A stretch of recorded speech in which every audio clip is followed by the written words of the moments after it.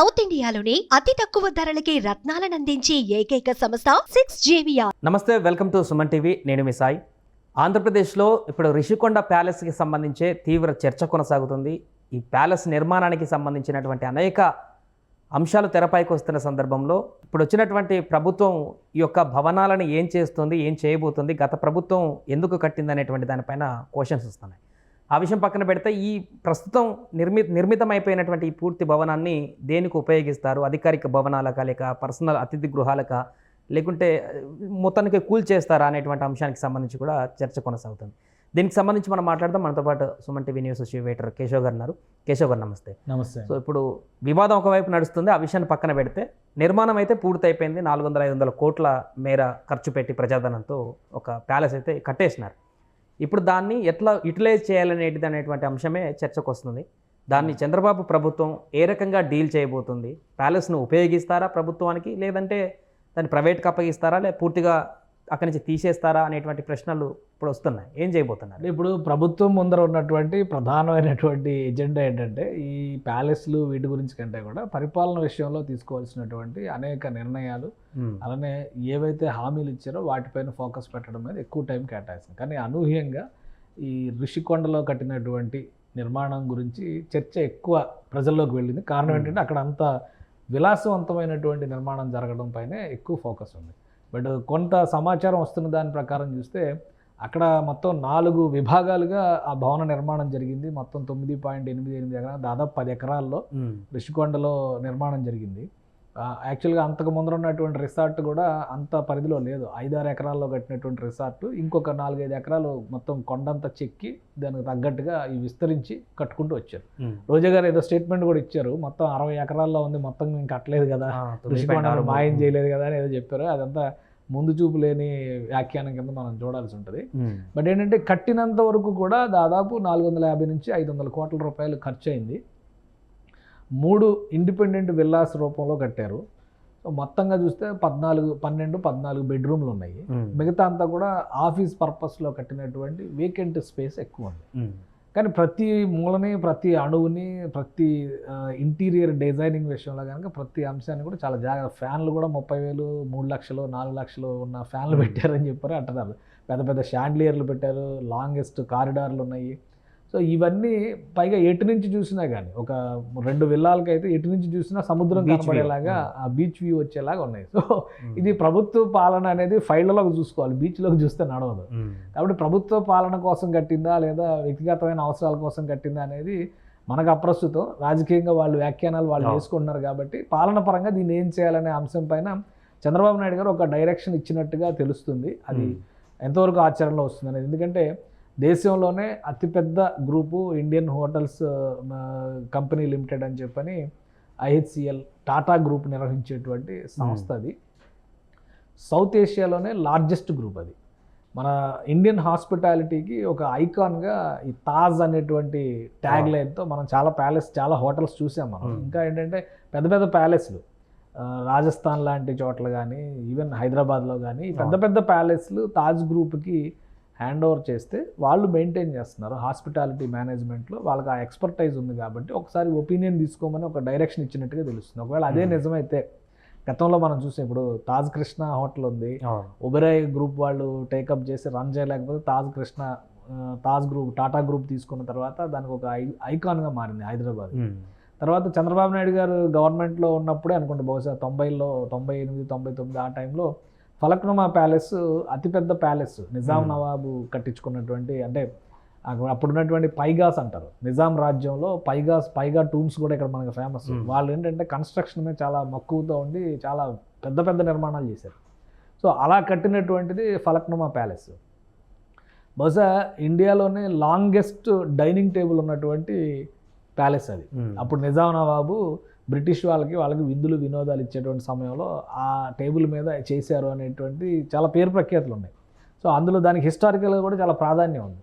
అలాంటి ప్యాలెస్ని తాజ్ గ్రూప్కి అప్పగించారు. తాజ్ ఫలక్నుమా ప్యాలెస్, సల్మాన్ ఖాన్ ఆ మధ్య వాళ్ళ సిస్టర్ మ్యారేజ్ చాలా పెద్ద పెద్ద హై ప్రొఫైల్ ఎంగేజ్మెంట్లు, ఫంక్షన్లు, రిసెప్షన్లు అట్లాంటివన్నీ కూడా అక్కడ జరుగుతూ ఉంటాయి. ఆ హాస్పిటాలిటీ అంటే హోటల్, ఒక రెస్టారెంట్ లాగా ఫుడ్ అండ్ దీనికి సప్లై కూడా అక్కడ అదొక కేంద్రంగా మారింది.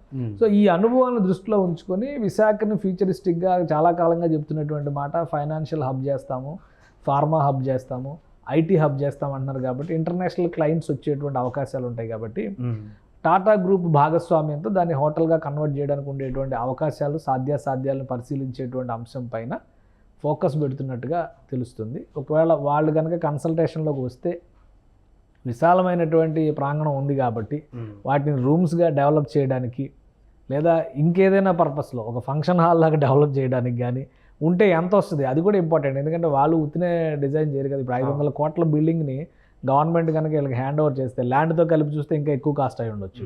సో దాన్ని హ్యాండ్ ఓవర్ చేస్తే దాని నుంచి వచ్చే రిటర్న్స్ ఏంటి, మళ్ళీ అందులో కూడా ఏదో లోపాయకార ఒప్పందం ఉందంటే, అంటే టాటా గ్రూప్తో అనేసరికి ఆ క్రెడిబిలిటీ అనేది చాలా డిఫరెంట్. ఎందుకంటే ముంబైలో ఉన్నటువంటి తాజ్మహల్ హోటల్స్ కానీ ఇవన్నీ కూడా చాలా హై ప్రొఫైల్, ఇవి ఉన్నవన్నీ కూడా వాళ్ళు మెయింటైన్ చేస్తూనే ఉన్నాయి. కాబట్టి 500 కోట్ల రూపాయలని బ్యాంక్లో డిపాజిట్ చేస్తే కూడా సంవత్సరానికి కనీసం 40 కోట్లు ఎంత వడ్డీ వస్తుందని చెప్పని లెక్కలు చెప్తున్నారు ఆల్రెడీ.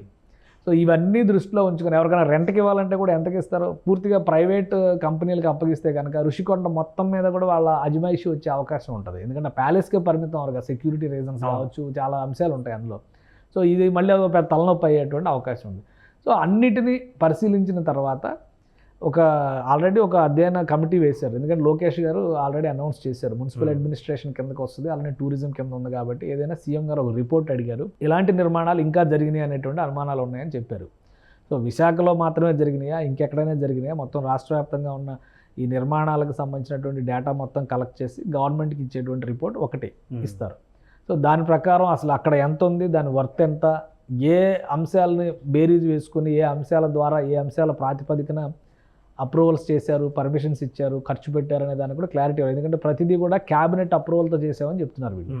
సో క్యాబినెట్లో అసలు ఏమని ఫైల్ మూవ్ చేశారు, అది సీఎం రెసిడెన్స్ అని కానీ, లేదా సీఎం క్యాంప్ ఆఫీస్ అని కానీ, లేదా అడ్మినిస్ట్రేటివ్ క్యాపిటల్ కోసం కడుతున్న బిల్డింగ్స్ అని కానీ, ఏ అంశాన్ని కూడా ఉపయోగించాలి. ఆ పర్యాటక భవనాలని మాత్రమే, అది అంతవరకు మాత్రమే చెప్పారు. కోర్టుకి ఇచ్చినటువంటి అఫిడవిట్లో కూడా పర్యాటక శాఖ భవనాలనే చెప్పారు, టూరిజం రిసార్ట్స్ అనే చెప్పారు.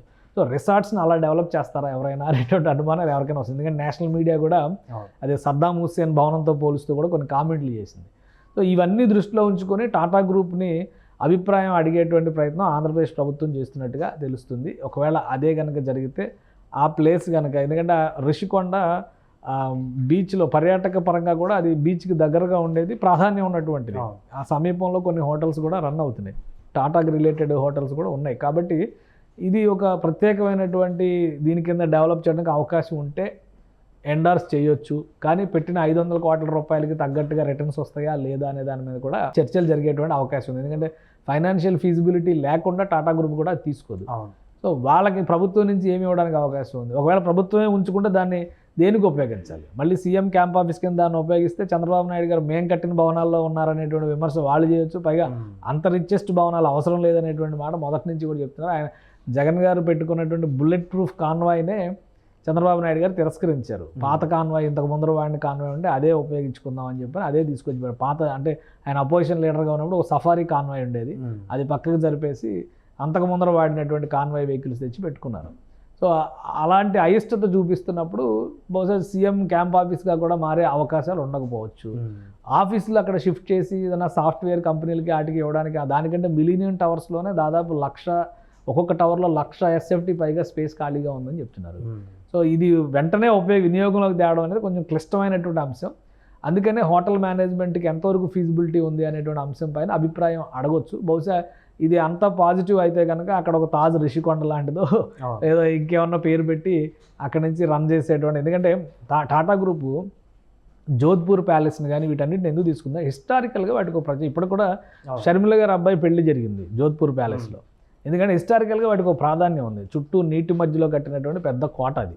సో అక్కడ అదొక ఎమోషనల్గా అదొక ఇంట్రెస్టింగ్ ఎలిమెంట్ అవుతుంది. కాబట్టి రిచ్ క్లాస్ పీపుల్ అందరూ కూడా వాటిని ప్రిఫర్ చేయడానికి అవకాశం ఉంటుంది. ఇక్కడ ఏంటంటే లగ్జరీ ఉంది తప్పితే దానికి హిస్టారికల్ ఇదేమీ లేదు. 100 ఏళ్ల క్రితం కట్టిన భవనాలు, అవి 100-200 ఏళ్ల క్రితం నుంచి ఉన్నటువంటి భవనాలు.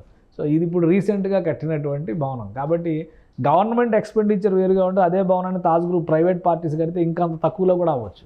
సో గవర్నమెంట్ ఎక్స్పెండిచర్ డిఫరెంట్ కదా, డిఫరెంట్ లెవెల్స్లో వాళ్ళు రకరకాల ఇవి ఉంటాయి కాబట్టి అది వేరు.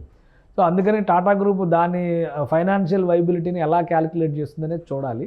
ఒకవేళ పాజిటివ్ రిపోర్ట్ వస్తే కనుక విశాఖలో ఒక భారీ అట్రాక్షన్, అంటే హై క్లాస్ పీపుల్కి, అది మళ్ళీ నార్మల్ పీపుల్ ఎవరో వెళ్ళలేరు ఆ మెయింటెనెన్స్కి. ఎందుకంటే ఒక లంచో డిన్నర్కో వెళ్తేనే 5,000 10,000 ఉంటుంది అందులో.